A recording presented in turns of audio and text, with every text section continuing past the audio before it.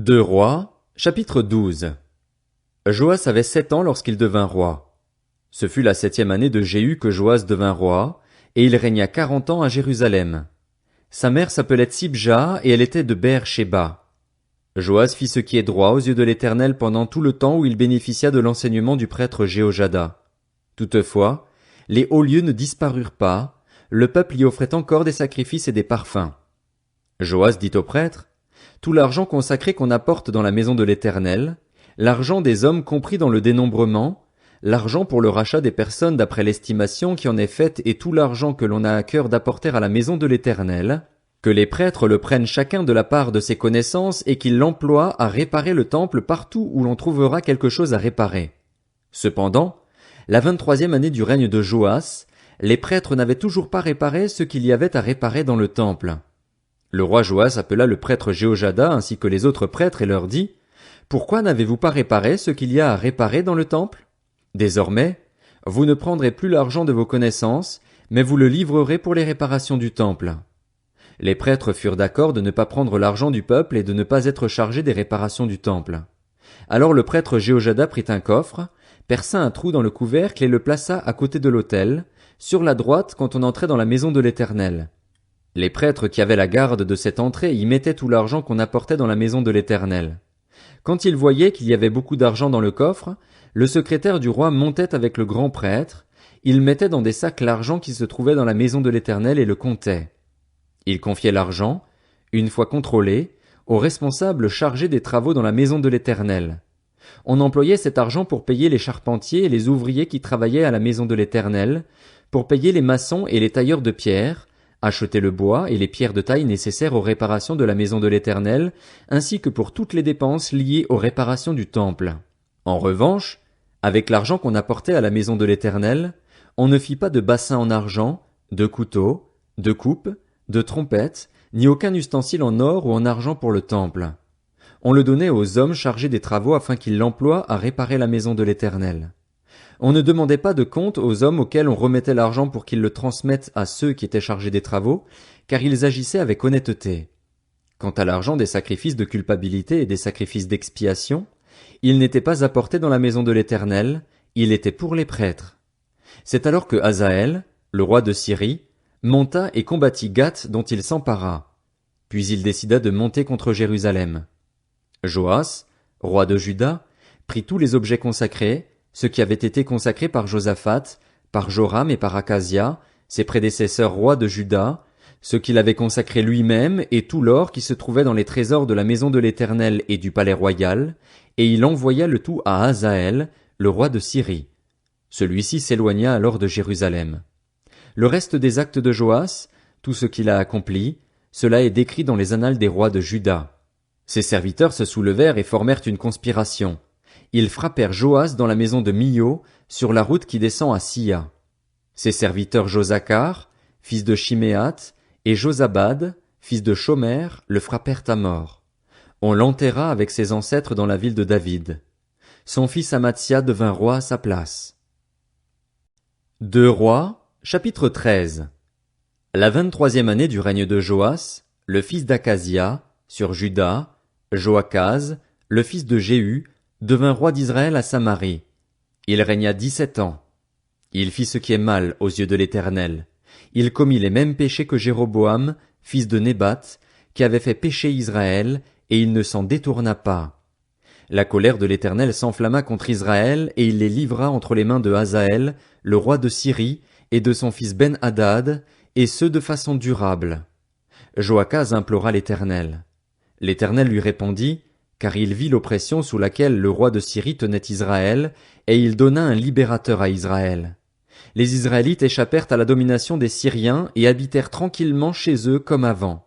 Cependant, ils ne se détournèrent pas des péchés de la famille de Jéroboam qui avait fait pécher Israël, ils persistèrent sur cette voie. Le poteau d'Astarté était même dressé à Samarie. De toute l'armée de Joachaz, l'Éternel ne lui avait laissé que 50 cavaliers, 10 chars et 10 000 fantassins, car le roi de Syrie les avait détruits et les avait rendus pareils à la poussière qu'on piétine. Le reste des actes de Joachaz, tout ce qu'il a accompli et ses exploits, cela est décrit dans les annales des rois d'Israël. Joachaz se coucha avec ses ancêtres et on l'enterra à Samarie. Son fils Joas devint roi à sa place. La 37e année du règne de Joas sur Juda, Joas, le fils de Joachaz, devint roi d'Israël à Samarie. Il régna 16 ans. Il fit ce qui est mal aux yeux de l'Éternel. Il ne se détourna d'aucun des péchés de Jéroboam, fils de Nébat, qui avait fait pécher Israël. Il persista sur cette voie. Le reste des actes de Joas, tout ce qu'il a accompli, ses exploits et la guerre qu'il a menée contre Amatsia, le roi de Juda, cela est décrit dans les annales des rois d'Israël. Joas se coucha avec ses ancêtres, et Jéroboam s'assit sur son trône. Joas fut enterré à Samarie avec les rois d'Israël. Alors qu'Élisée était atteint de la maladie dont il mourut, Joas, le roi d'Israël, descendit vers lui, pleura contre lui et dit, « Mon père, chars et cavalerie d'Israël. » Élisée lui dit, « Prends un arc et des flèches. » Et il prit un arc et des flèches. Puis Élisée dit au roi d'Israël, « Bande l'arc avec ta main. » Quand il l'eut fait, Élisée posa ses mains sur celles du roi et dit, « Ouvre la fenêtre à l'est. » Et il l'ouvrit. Élisée dit, « Tire. » Et il tira. Élisée dit, « C'est une flèche de victoire de la part de l'Éternel, une flèche de victoire contre les Syriens. Tu battras les Syriens à Aphek jusqu'à leur extermination. » Élisée dit encore, « Prends les flèches. » Et il les prit. Élisée dit au roi d'Israël, « Frappe contre terre. » Il frappa 3 fois et s'arrêta. L'homme de Dieu s'irrita contre lui et dit, « Il fallait frapper 5 ou 6 fois. Alors tu aurais battu les Syriens jusqu'à leur extermination. Désormais, tu ne les battras que 3 fois. » Élisée mourut et on l'enterra. L'année suivante, des troupes de Moabites pénétrèrent dans le pays. On était en train d'enterrer un homme quand on aperçut une de ces troupes, et on jeta l'homme dans le tombeau d'Élisée. En touchant les ossements d'Élisée, l'homme reprit vie et se leva sur ses pieds. Hazaël, le roi de Syrie, avait opprimé Israël pendant toute la vie de Joachaz. Mais l'Éternel leur fit grâce et eut compassion d'eux. Il se tourna vers eux à cause de son alliance avec Abraham, Isaac et Jacob. Jusqu'à présent, il n'a pas voulu les détruire et il ne les a pas rejetés loin de lui. Hazaël, le roi de Syrie, mourut et son fils Ben-Hadad devint roi à sa place. Joas, le fils de Joachaz, reprit à Ben-Hadad, le fils de Hazaël, les villes enlevées par Hazaël à son père Joachaz pendant la guerre. Joas le bâtit 3 fois et récupéra les villes d'Israël. 2 Rois, chapitre 14. La 2e année du règne de Joas, le fils de Joachaz, sur Israël, Amadzia, fils de Joas, le roi de Juda, devint roi. Il avait 25 ans lorsqu'il devint roi et il régna 29 ans à Jérusalem. Sa mère s'appelait Joadan et elle était de Jérusalem. Il fit ce qui est droit aux yeux de l'Éternel, mais pas autant que son ancêtre David. Il agit entièrement comme son père Joas. Toutefois, les hauts lieux ne disparurent pas, le peuple y offrait encore des sacrifices et des parfums. Lorsque la royauté fut bien solide entre ses mains, il exécuta ceux de ses serviteurs qui avaient tué le roi, son père. Cependant, il ne fit pas mourir les fils des meurtriers, conformément à ce qui est écrit dans le livre de la loi de Moïse, où l'Éternel donne ce commandement, « On ne fera pas mourir les pères à la place des enfants, ni les enfants à la place des pères. On fera mourir chacun pour son péché. » Il bâtit 10 000 Édomites dans la vallée du sel, et durant cette guerre il prit Séla. Il l'appela Joktil, nom qu'elle a conservé jusqu'à aujourd'hui. Alors Amatsia envoya des messagers à Joas, fils de Joachaz et petit-fils de Jéhu, le roi d'Israël, pour lui dire, « Viens, affrontons-nous. » Joas, le roi d'Israël, fit dire à Amatsia, le roi de Juda, « Le chardon du Liban envoya dire au cèdre du Liban, « Donne ta fille en mariage à mon fils. » Mais les bêtes sauvages qui vivent au Liban passèrent et piétinèrent le chardon. Tu as battu les Édomites et ton cœur se remplit d'orgueil. Jouis de ta gloire et reste chez toi. Pourquoi t'engager dans une malheureuse entreprise qui amènerait ta ruine et celle de Juda? Mais Amatsia ne l'écouta pas. Joas, le roi d'Israël, monta et ils s'affrontèrent, lui et Amadzia, le roi de Juda, à Beth-Shemesh, une ville qui appartenait à Juda. Juda fut battu par Israël et chacun s'enfuit dans sa tente. Joas, le roi d'Israël, captura Amatsia, le roi de Juda, le fils de Joas et petit-fils d'Akazia, à Beth-Shemesh. Il vint à Jérusalem et fit une brèche de 200 mètres dans la muraille de Jérusalem, depuis la porte d'Éphraïm jusqu'à la porte de l'angle. Il prit tout l'or et l'argent ainsi que tous les objets qui se trouvaient dans la maison de l'Éternel et dans les trésors du palais royal. Il prit aussi des otages, puis il retourna à Samarie. Le reste des actes de Joas, ce qu'il a accompli, ses exploits et la guerre qu'il a menée contre Amatsia, le roi de Juda, cela est décrit dans les annales des rois d'Israël. Joas se coucha avec ses ancêtres et il fut enterré à Samarie avec les rois d'Israël. Son fils Jéroboam devint roi à sa place.